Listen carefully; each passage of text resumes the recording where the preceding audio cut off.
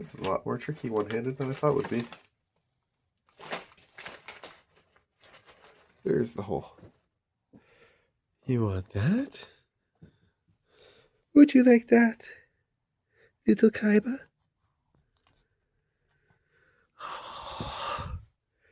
Somebody's a little mad at me because I got home late. I was supposed to have a safety planning meeting today. It wasn't supposed to be like a real safety meeting, but it kind of got hijacked from me again like the last one did. And while I am very annoyed about that, I'm going to set that aside for this video because that is not what this video is about. And I want to be as positive and full of energy as I possibly can for this video. Thank you for forgiving me and taking the meat stick and making for a cute moment while I have this little introduction. So, I am going to set aside everything that happened at work today. And we are going to have a fun and awesome start to this final series, at least for the time being. But before I begin that, I wanted to do a quick chat with you guys. I'm going to put out another video about this later on when I actually have it ready, but I'm pretty sure that I'm going to have to try and attempt to do the whole GoFundMe thing to try and raise some money for paying my dad back for the car. I'm also going to probably sell off a bunch of my stuff that I have in storage. I'm not planning to sell my cards unless it gets really desperate, but I have like some furniture in storage, and I have like tires that used to go on one of my old cars before the accident that took it away. They might fit my new car, but I mean, I could probably also get like $500 just off of those because they also have rims to go with them. So, yeah, I figure if I can sell off a bunch of this stuff in storage and make maybe like a couple grand, then I'd only have to get like 2 or 3 grand from GoFundMe, which wouldn't be so bad. But yeah. Anyways, I just wanted to chat about a couple quick things before get them off my chest so that we can clear the air and go into this with the best energy and the most awesome mind going forward. Hopefully I did not just screw up my video. No, okay. I almost accidentally activated one of those AI things that's built into this phone. I haven't figured out how to make it stop yet. Yes, you're a beautiful baby. You say hi to the humans. You tell them how awesome you are. Yeah. I know, you're not super happy with Daddy because Daddy was late getting home. But I tell you what, I made this video, and we're going to have fun making this video. And then I promise, I will make us the lunch. And after the lunch, we can go for your WALK. How's that sound? You got to play in the snow already. I promise we'll play in the snow some more later too, before it all melts away on you. I know, you're sad too. But hey, we're going to try and be positive, okay? Yes. Because it's time for the last new set versus old set. Can I have a kiss? Aw, thank you. Oh, belly rub. I can do some belly rubs. Yes, I can do some belly rubs. I know, that'll make you feel better.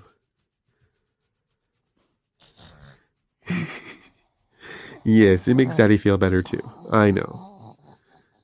Yes. Aww. Aww. Gorgeous puppy. Papa's gorgeous puppy. Yeah.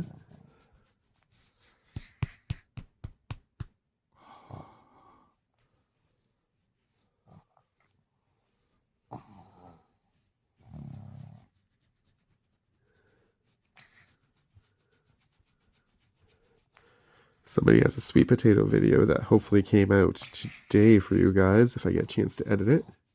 And by today, I mean yesterday, because I'm filming this a day early, since my dad's out. But we'll see how much time I have left afterwards to get to that. It's going to be another one of those busy weeks. Alright. You good? Papa feel good. You feel good? You ready for the video? You're going to be an awesome little puggy for the video. And I'm going to be an awesome daddy. We're going to pull some cards. And we're going to get all the humans really excited. What do you think? Sound good? Good boy. All right. You want a Greenie? You've got your Malbone. I'll give you a Greenie too. Okay. It's been a couple of days since you had one.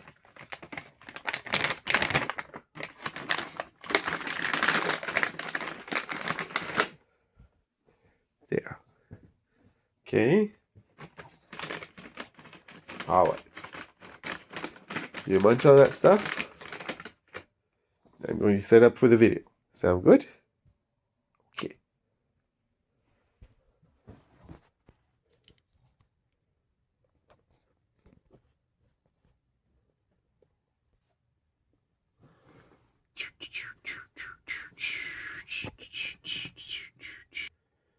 Do do do do do do do. All right. So it is now time for the final series of New Set versus Old Set.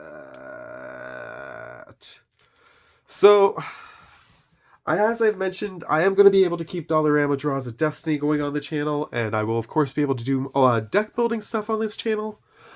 But this will be the final chapter of New Set versus Old Set until at least I get my dad paid back.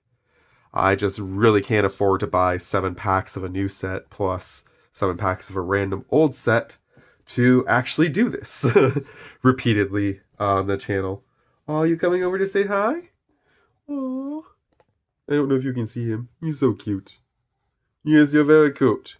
I know. You know, Daddy is like very like happy and sad at the same time because this is going to be. I've been waiting to open these 7 packs for sure, which I'm really, really excited about. I'm just going to put that out there straightforward.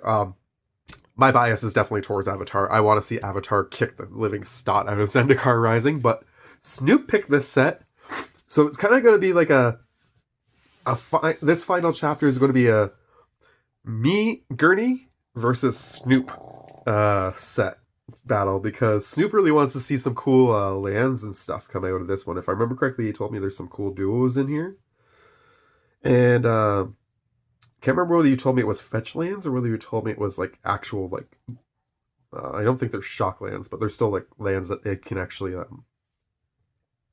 find when you fetch, essentially. And there was some cool other cards in here, you said. So I'm kind of interested to see that. I will say straight up that Avatar actually has a 2-card advantage over Zendikar Rising. So unless Avatar comes out with like some sort of really big banger, it will come down to comparing like the top 3 cards from each pack, probably each time for this pack battle. Let's say it wouldn't be fair to actually like count by the number of bangers per se in a pack, because if I have like 7 out of 14 here and I have 7 out of 12 here, well then this is actually clearly a better pack, if you see what I mean. So I think the better way of doing it for this final series, rather than doing like the bigger pile like I typically would do, because it was always like within 1 card usually. This 2-card advantage is kind of weird for me, to be honest. Usually it's either like new set has 14 and the old set had 15, or actually that is typically what it was. This is the first time I've actually seen an old set that had 12 cards only, which is kind of weird. But it is a set booster, so that's how this is normally done. There are no more set boosters, obviously, for new sets, so that's why we go with the play boosters. But, yeah. So, like I say, this will be the final chapter of this on the channel until such time as I pay my dad back, and then I'm going to buy more Magic cards and continue this series at that point. But we're looking at probably like Next year, there probably won't be very much of this at all. There might be maybe around Christmas time, I might bring this back next year if I'm lucky. But, yeah. Anywho, as I said, we're going to be positive and we're going to be super pumped about this because these are amazing cards and I'm really excited to open these. And yeah, so here we go. I'm going to start with Snoop's pack because, as I say, Snoop picked this set, and while I'm not going to say that, like, for the record, I appreciate every subscriber to my channel. I really do. But Snoop and I have had like a really close relationship over the development of my channel, and he's been a really solid supporter of my channel.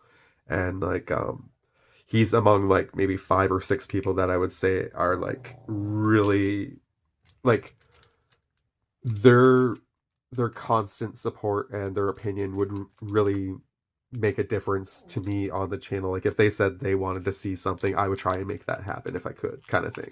If you see what I mean. So when Snoop said he wanted to see Zendikar Rising, I said, heck yes, that's what we're going to do. And yeah, so we're going to start with this, and then I will open the Avatar after. There will be, of course, 7 episodes of new set versus old set, just like there typically are.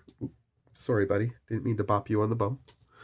And I'm going to just hopefully this, if I planned it out correctly, 2 things are going to happen. First off, I'm going to be recording these whenever I possibly can. Whenever my dad is out each week, I'm going to record the episode. So in theory, the episode should always come out on Thursday. If worse comes to worse, it might come out on the weekend. But I'm probably going to be pre-recording it way in advance most times. Like today, I got lucky, it's Wednesday and I'm recording it, but I expect maybe next week I might be recording it on Monday, for example.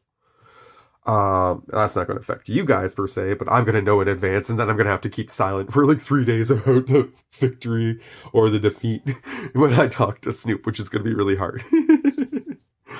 Anywho, I don't know whether this is done with the best card at the front or the best card at the back, so what I'm going to do is I'm going to take a quick peek. I apologize to you guys for letting that... Okay, we should be good. It looks like the commons are at the front after the land, which is weird, but that's how this pack is stacked. So here we go. We have a really cool full art, which is Forest Tianhua X. I apologize. I am butchering the shite out of your name. You are an incredible artist, though. I really like this forest. I hope I pull a copy of this. That is sick. We did pull a really cool looking mountain, apparently. That is pretty freaking nice artwork. It's not going to be the kind of land that Snoop is looking for per se, but I mean, the artwork on that is amazing. Chase Stone is the artist on that. Like, that is definitely, like, I would consider that worthwhile for me pulling that in a pack for sure. I'm looking forward to putting that in a deck. I just don't know which one I'm going to put it in. Maybe I'll put that in my upcoming Goblin deck that I'm trying to finish. I'm hoping to finish the Goblin deck and the Bird deck updates by this weekend. But Super Deck Sunday should, in theory, be a Yu-Gi-Oh! Deck. I just haven't decided which one I'm going to put in yet.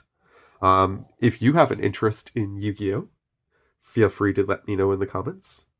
Speaking of which, I mentioned in the Jumpstart Your Day yesterday that I was going to Toys R Us, and unfortunately Toys R Us did not have anything for Magic, but they did have some Yu-Gi-Oh! Product. I did not pick it up because I'm not buying any new Yu-Gi-Oh! Product until I actually start going to a store and playing Genesis, or I find a place online to do that. But once I do start playing Genesis, I might consider picking up some new product. Anywho, Vanquish the Weak is our first card in this pack after the land, and it is a 2 and a black, destroy target creature with power 3 or less. Instant speed, which is not bad, but I'm not sure I like the restriction on that. I'm going to still top it for now. That's kind of expensive. I'm going to mid that. I am going to mid that. Blood Price. 3 and a black. Look at the top 4 cards of your library. Put 2 of them into your hand and the rest on the bottom of your library in any order. Then you lose 2 life. That's actually decent. I would not mind playing that, to be honest. I'm going to put that top. We gotta feed the swarm! Ooh, that is definitely consideration for top on this in this pack currently. I love this card. I know you lose life equal to the amount of the permanent's mana cost. Don't get me wrong. But you can destroy an enchantment or a creature, which is pretty solid. In black, you don't have a lot of enchantment removal, so I like that card. Tormenting Voice. 1 and a red. It's an additional cost to cast this spell, discard a card, then you draw 2. Yeah, that's decent enough. It's always good to replenish your hand and such, so I'm not going to say that's bad. Feed the Swarm is definitely my standout card so far, though. I'm going to just try to shift these down. I'm going to put the standout cards over here. So currently, top 3 for me personally, this is one of them. This is not. That can go there. Though it is a pretty decent card. Rabid Bite, 1 and a green. Target creature you control deals damage equal to its power to target creature you don't control. Yeah, okay. Bite spells are always nice. I'm not going to say they're not. Thundering Spark Mage, 3 and a red for a 2/2. When this thing enters the battlefield, it deals X damage to target creature or planeswalker, where X is the number of creatures in your party. I really need to just freaking break down and build a party deck at some point. Clearly, I just get so many of these cards that have party mechanic built in. Typically, they're red, black, or white. I get a lot of those in, so I just need to find a commander that's... What is that, Mardu? I think that's Mardu. I need to find a Mardu commander card that focuses on that kind of nonsense, and then I'm good to go.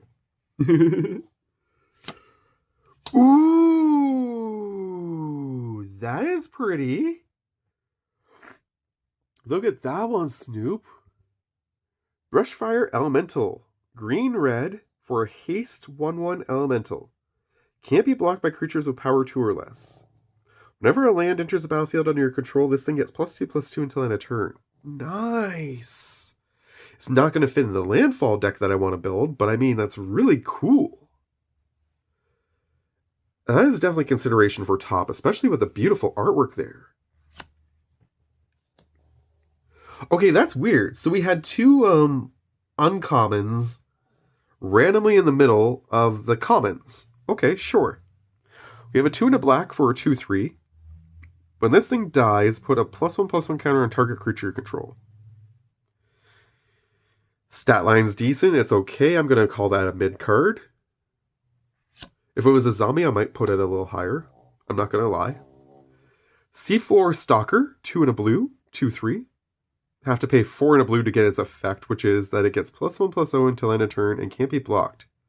But it costs 1 less to cast for each creature in your party. Okay, well, now I have blue in my party too. I mean, it's not terrible, but it's not amazing. It will at least cost 1 less to cast if it counts itself, which I assume it should. So, yeah. Ooh. We got a Branch Loft Pathway, and apparently it taps for green, but it also has... Ooh, Boulder Loft Pathway. We got a cool land. Okay, maybe this is the kind of land you were talking about, Snoop. This is neat. I like this. Counts as a plane. Well, it doesn't count as a plains, but it taps as white or it can tap as green. You can put it into your deck for either or. That is pretty sweet. All right, what's underneath here? Sorry, I will put that back so that we don't see until we pull it off. Okay, 1, 2, 3. What do we got? Myriad Construct. That looks like a good one. Costs 4 to put into play, and it has a kicker 3. If Myriad Construct was kicked by the kicker, it enters the battlefield with a +1/+1 counter on it for each non-basic land your opponents control. Ho, ho, ho, ho. That is dangerous. When this thing becomes the target of a spell, sacrifice and create a number of 1/1 colorless construct artifact creature tokens equal to its power. That's kind of lame, though. Okay, here's my question. If it becomes targeted by a removal spell and I counter that removal spell, is it still destroyed? I presume yes, and if it is, that kind of sucks. But you definitely pay the 7 for sure. You'd be silly not to pay the 7. And you're going to get something really big, and then you're going to get a huge board of 1/1s. Presuming that you do it in the right deck, this is still an amazing pull. So I'm definitely putting it in the top 3. And then we got one of these minigame cards that I don't care about and never ever play. So I'm going to call top 3 Feed the Swarm, Bushfire Elemental, and Myriad Construct.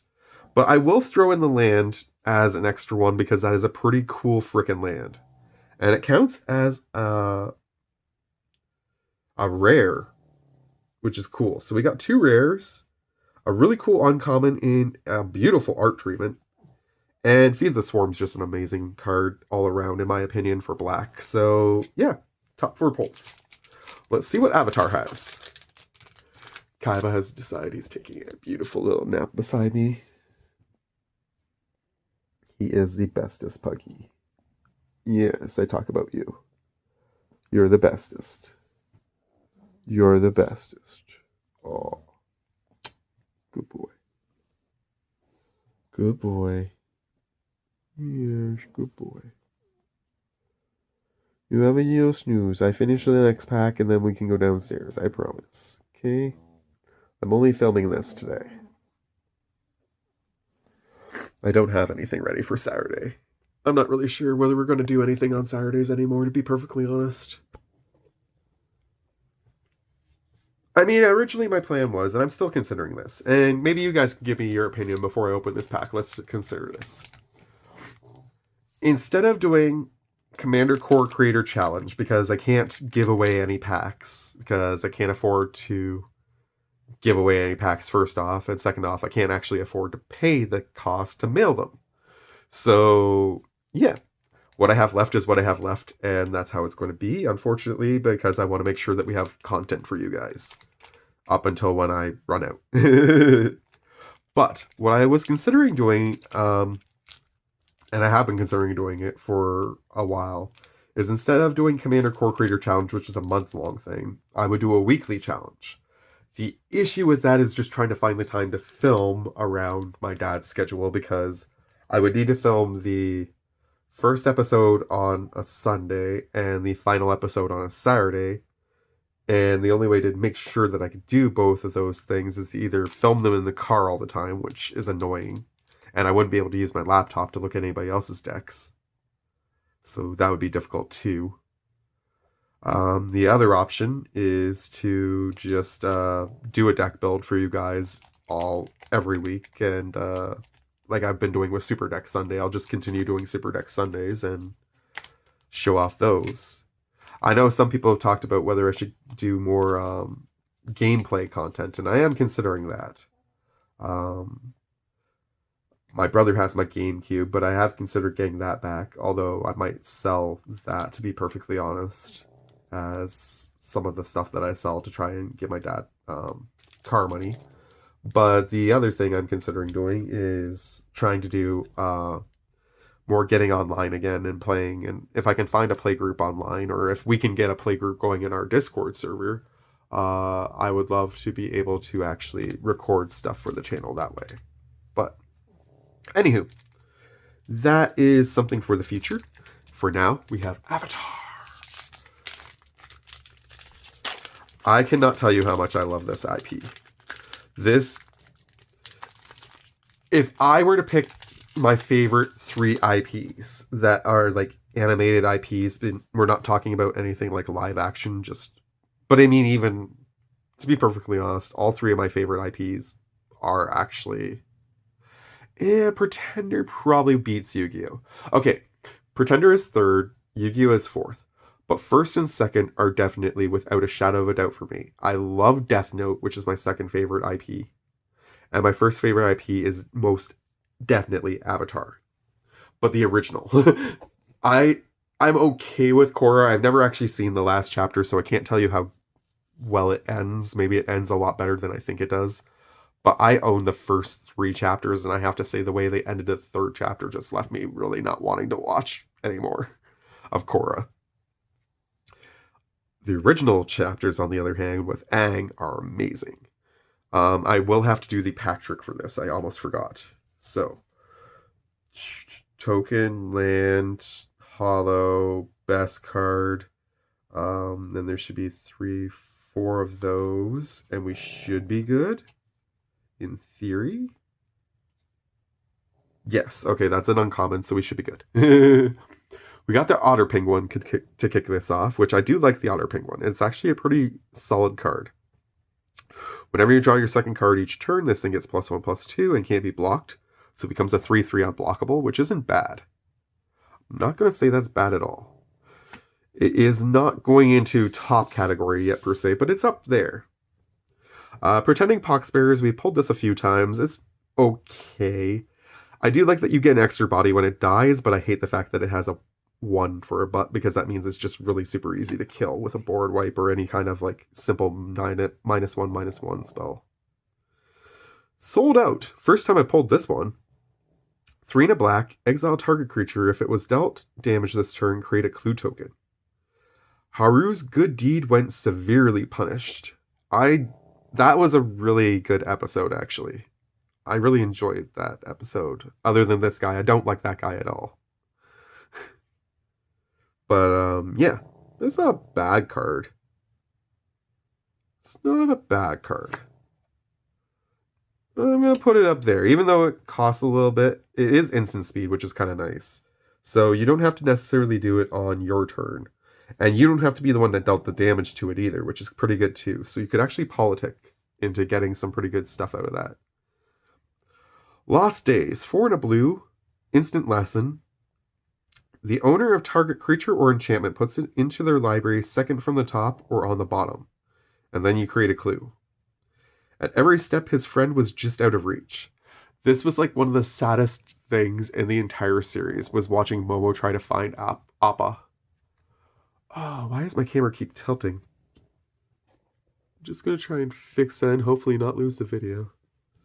Okay, hopefully that didn't peek too much on the backside of whatever's in the back there too for you guys and ruin it. I didn't see whatever it was.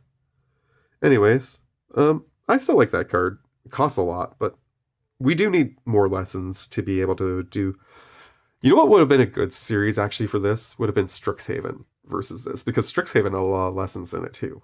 But I do have a lot of lessons cards from doing Strixhaven before, so I'm not too worried about that. I'm actually thinking I could probably build a pretty solid Avatar lessons deck if I wanted to. My goal is to build an allies deck, a lessons deck. I would love to do something with earthbending particularly. And then maybe something with Azula. And then a mono-red firebending deck would be cool too, but I don't think there's enough firebending cards that are mono-red, so I might have to branch out and do a few extra colors for that one. Anyways, I'm going to mid that one. Because it's a little too expensive, I think, personally. And I don't like that the owner gets the choice. I wish I had the choice. Yu-Yan Archers. 1 and a red, reach. When it enters, you may discard a card if you do draw a card. The downside is a freaking 3/1. But it does have the ability to at least block flyers, so yeah. It is a May ability too, so if you don't want to lose a card, you don't have to, which is nice, but I'm still going to put that mid. Earth Village Ruffians. 2 and a black or green. When this thing dies Earthbend 2, it's a 3/1. So again, really weak butt, which kind of sucks. But I do like that I can Earthbend off of its death, which is kind of nice. However, it's still a little too expensive. If it was the same cost as the Union, I would put that top. But I'm going to put that mid, just like I did Union. Cycle of Renewal. 2 and a green. Sacrifice a land, search your library for up to 2 basic land cards, put them onto the battlefield, tap, then shuffle. That's actually a really solid card for landfall decks, and I am pretty happy that I pulled a copy of that because I have a landfall deck that I want to eventually edit / upgrade, so that goes to the top. Boomerang Basics. Blue. Return target non-land permanent to its owner's hand. If you controlled that permanent, you get to draw a card. It's sorcery speed, but it's a good lesson. Oh, I forgot to read the flavor text on that one. The army appreciate your support. I never liked the Earth Village Ruffians anyways. These acorns are everywhere, Aang. That means the forest will grow back. I like that one, actually. I like that one a lot. Alright, buddy, don't fail me now. I do love the boomerang. I'm going to put that one up top, too. Why not? I haven't decided what I'm putting as top 3 yet. I haven't really pulled anything that I think is amazing for that. Earth Rumble, 3 and a green. Earthbend 2, when you do, up to 1 target creature you control fights target creature an opponent controls. If it was a bite instead of fight, that might actually go over here, but I don't like fight. Right now, I think if I had to pick one over here, you know what? I'm going to move that over, I think. I think that's actually worthwhile considering for top. This, however, is going here, because I just do not like fighting as much, and it's kind of expensive for sorcery. Airbenders Reversal. 1 and a white. Either destroy target attacking creature or airbend target creature you control. I wonder if if I block with the creature and then I airbend it, do I lose the creature? Probably not, and I probably still count that as the block, which is pretty good, so I don't take any damage likely, unless the person at trample. I like that. I'll consider that one. For now. Wolfbat's probably not going over there. I'm really not a fan of the Wolfbat. It's not... Oh, I forgot again. Aang employed the typical airbender tactics against Zuko. Avoid and evade. If you want me to read the flavor text, I will read the flavor text in the next one for you, Snoop. I apologize. I just... not as interested in this flavor as I am in this one. Again, bias is here. I apologize in advance, but I am playing it straight up. I am totally for this set. Anyways. Flying, whenever you draw your second card each turn, you may pay black. If you do, return this card from your graveyard to the battlefield with a finality counter on it. I don't like the fact that it comes back with a finality counter. That's the main reason. Otherwise, I mean, there is a deck that I can put this in that's going to be really good because it blinks stuff. But aside from that one deck, I don't really have a lot of decks that focus on blinking and things. So, I mean, unless I can recreate a airbending deck that involves black and white, this isn't going to be the best card. It's still neat that you can return it. I'm going to still put it here, but it's not going over here. We hit our token, which is an ally and a clue. Ooh, we got the Lotus Tile clue. Nice. Okay, well, that one's going up here. So we can look at that one because it's pretty. And our land is... Ooh, a full art hollow mountain. That is nice. I really like that. We got 2 really pretty full art mountains today, guys. That is solid. Unfortunately, there's no art cards and play boosters anymore, which is really sad. But... And it's a hollow, which makes me happy. And yours is a non-hollow, which will make you happy, Snoop. Abandoned Attachments. 1 and blue or red. You can discard a card. If you do, draw 2 cards. Instant, lesson, solid. All around. I mean, I don't have much to consider for this pack, so I'll throw that one up here. And our hit of the day for the Avatar pack is... Please be something good. Please be something good. Please be something good. Wartime Protesters. What in the heck are you? 3 and a red for a 4/4 haste. Whenever another ally you control enters, put a +1/+1 counter on that creature, and it gains haste until end of turn. I mean, it is a hit. I'm not saying it's not. But I need to be fair. And in being fair, I don't think these 4 cards compared to those 4. I really don't. I think this might be the best one out of the 4. Because that's really good for landfall decks. And I really like the flavor on this one. Firelord Ozai's Cruel Rang only forged a stronger resolve in the hearts of the resistance. Yeah. And learn to let her go, or you cannot let the pure cosmic energy flow in from the universe. Guru Path. Patik. Yeah, all these cards are decent. I'm not saying they're not. But by comparison, I think you've got the first round, Snoop. I really do. I think that's insane. If you can pay the 7 and get this thing into play, and your opponents have even 5 non-basic lands among each of them, that means you're getting 15 counters on this thing. And 5 non-basics amongst 3 people at the table is not unreasonable at turn 7.